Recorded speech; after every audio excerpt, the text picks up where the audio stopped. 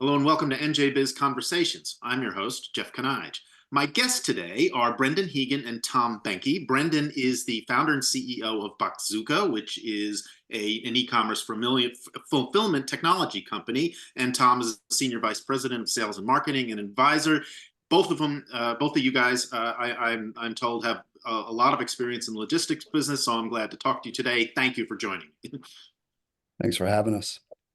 All right, what we wanted to talk about were the developments that have occurred in the aftermath of the Baltimore bridge collapse and what that's meant for the region. I do want to first hear about Boxzooka and a little bit about the company.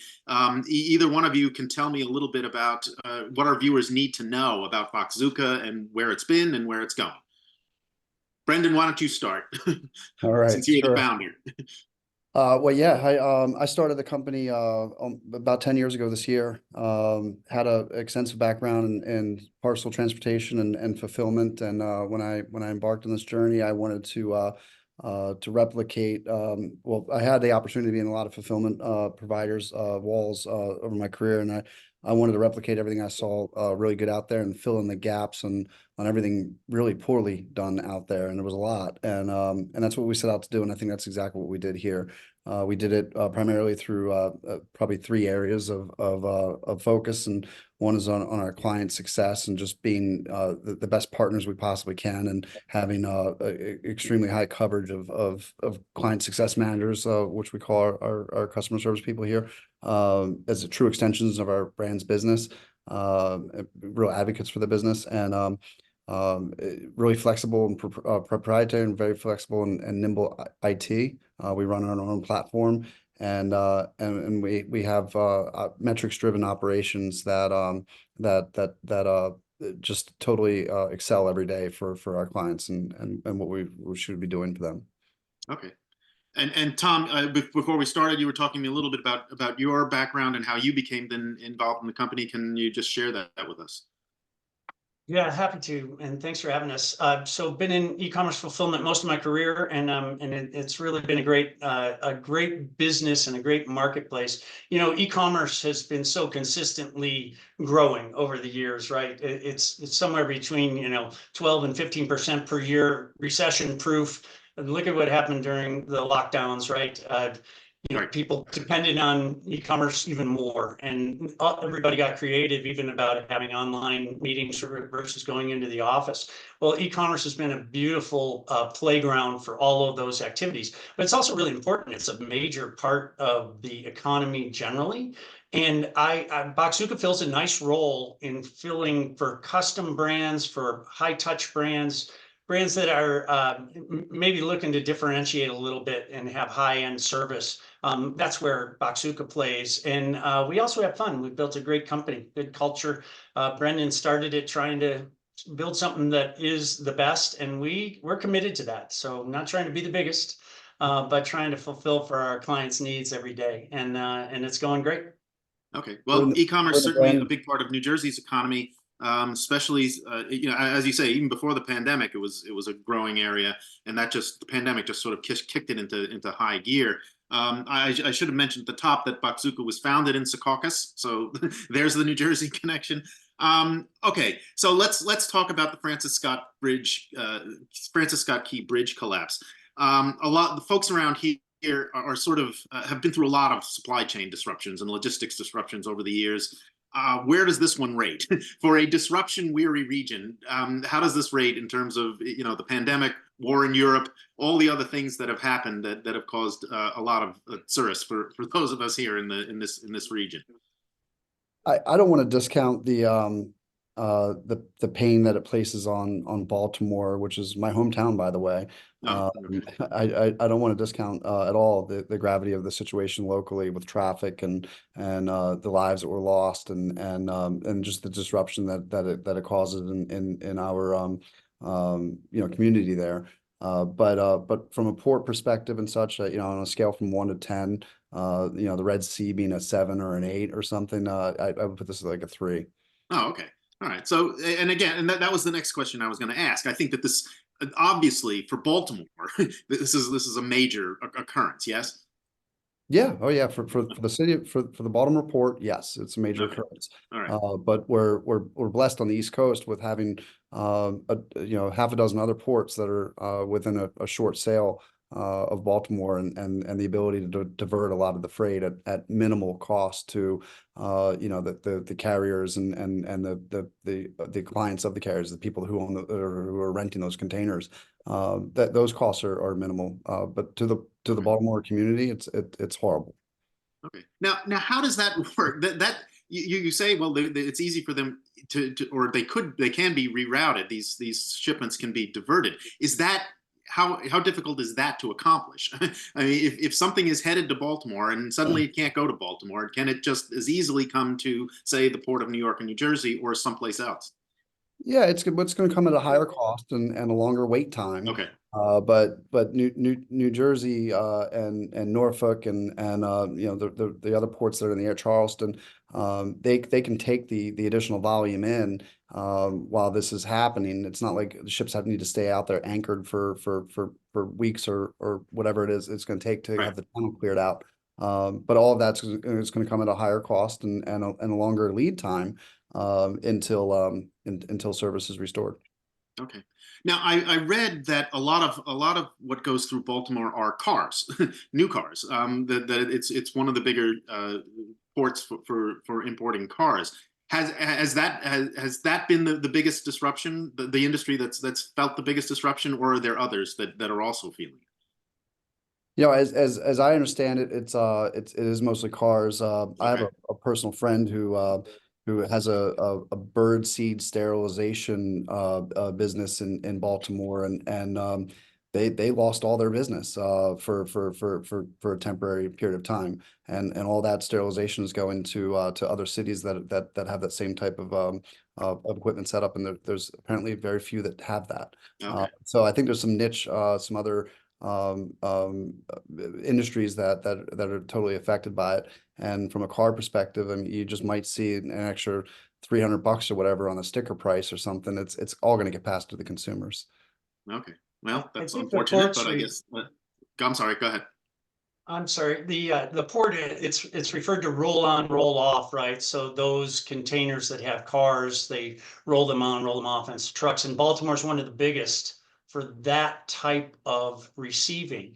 And the port's going to be open here shortly. It's days, I think, until the channel's Okay. clear. And one section of the port for roll on, roll off is actually outside the bridge. So that wasn't as disrupted, but it is disrupted. Now, New Jersey and the Port of New York has that capability too. So it's a little bit of a capacity deal so that it wasn't too under capacity, if you will. But think of all the local workers, on those docks who are doing that, who can't, have nothing to do right now.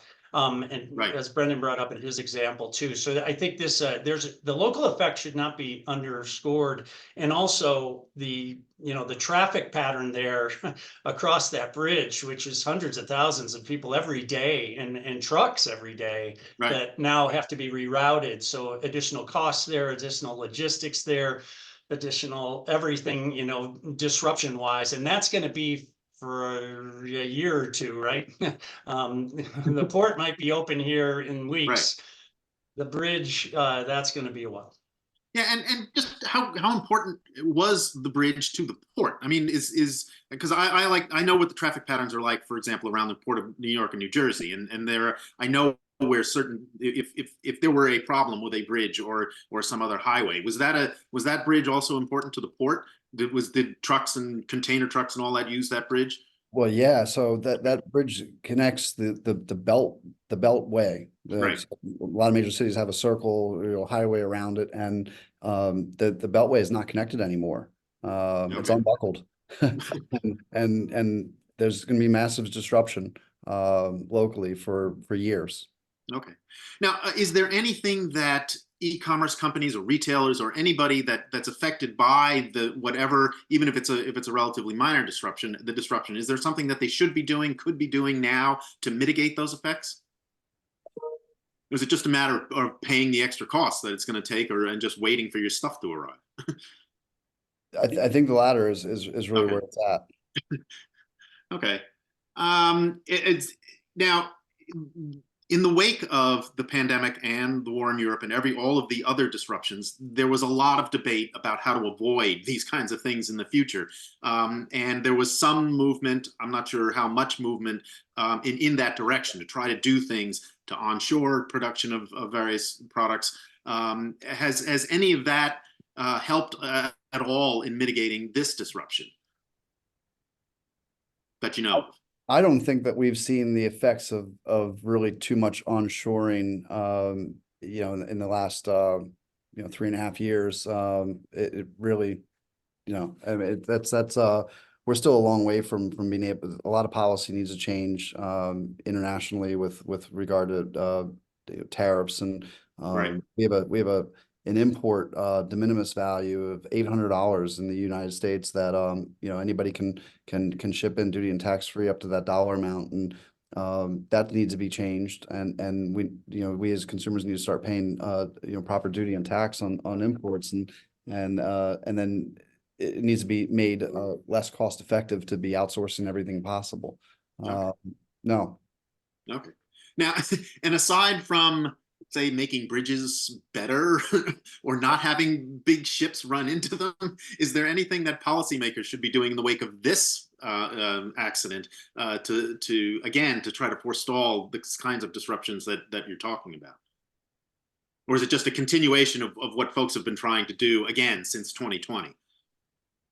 Maybe, if I might, Brendan, when something like this happens, it calls attention to how much traffic goes unnoticed. Right. For instance, the railway chemical spill in Southern Ohio, right? People take railways for granted all the time. Pipeline incidents, we take them for granted. How many pilots are piloting big container ships into every major port around the world right now? And the chances of things going wrong, it's surprising there aren't more incidents, but you do remember them. We'll remember Baltimore, remember the ship that got sideways in the Suez Canal. Right. So to me, it just calls attention to it. Policymakers making changes about it, boy, that sounds like a process that I would It be is. skeptical about great results from that. Now, the terrorism things that are going on, that's a little bit of a different story, right? I mean, those are pretty serious issues involving national security issues for those countries, for our products, for hundreds of countries. So that's pretty serious, and policy issues there do tend to have a direct effect rather quickly too. Okay. Now, this may be too speculative for you, but I think that a lot of folks around here wondered what the effect would be on the port here if something similar to this happened. You said this was a 3 on a scale of 1 to 10. If there were a major disruption in the port of New York and New Jersey, I'm guessing that the effect on at least the region economy would be much greater than this one. Yes. I think it's fair to say the volume in coming in New York, New Jersey is so much greater. Ports like Baltimore and Norfolk, I don't think they could absorb all that as effectively as the flip flop. So it would be fair to say it'd be greater. Okay. Well, and then it would behoove the Port Authority and the other agencies with management responsibilities to see that this doesn't happen. Is there anything else that you can think of that we haven't talked about? Is there's some issue that I haven't raised with you folks that again, retailers, e-commerce people, the people you know and deal with? Is there anything that they should know about what's going on now? With regard specifically to Baltimore, or Yeah, about the rest of the world, or either Baltimore or the rest of the world. Just again, I have some e-commerce and logistic experts here. I'm curious as to what you think people need to know about right now. Because every time I talk to business owners and corporate executives, I ask them what their big challenges are. Supply chain comes up almost immediately. So it's either 1, 2, or 3, depending on what they're dealing with. It's either inflation or economic uncertainty or supply chain disruption. So what is the overall sense you have now for the way the system was working, and particularly in this region? Well, as Tom said before, it's amazing that more instances don't happen. There's a lot of traffic all around all these ports. I think that the the folks should out there should just know to plan better. Plan better. Okay. That's a maybe good place. Go ahead. If I can build on that, if you don't mind, Sure. Jeffrey. A couple things. Isn't it amazing how the world has really gotten smaller, right? And that sometimes when you buy something online, you don't even realize that it's going to get on an airplane from Hong Kong to LA and then got on a truck and come to your door within 4 days. So this is an amazing world we live in, and supply chain is complicated. There's lots of options, and people have to get smarter. You know, we're data driven as in e-commerce, and that's part of what I think the you know, the growth in this industry has led to investment across all different sorts of areas here. Right. And when I think about AI coming along and machine learning coming along and some of the possibilities here for our future, e-commerce is going to continue to expand. Global options are going to continue to be there, and everyday Americans starting businesses are going to have options they never dreamt of 10 years ago to support their businesses. Okay. And obviously consumers have gotten used to not leaving their home and having something show up either the next day or shortly thereafter. So these kinds of disruptions are gonna be felt at some point. We'll pivot. Okay. Brendan Heegan and Tom Behnke of Boxzooka, thank you very much for joining me. I really appreciate you taking the time and sharing your expertise today. Thank you very much. Thank you, Jeffrey. Appreciate it. Thank you. Thank you all for watching. Until next time, stay safe, everyone.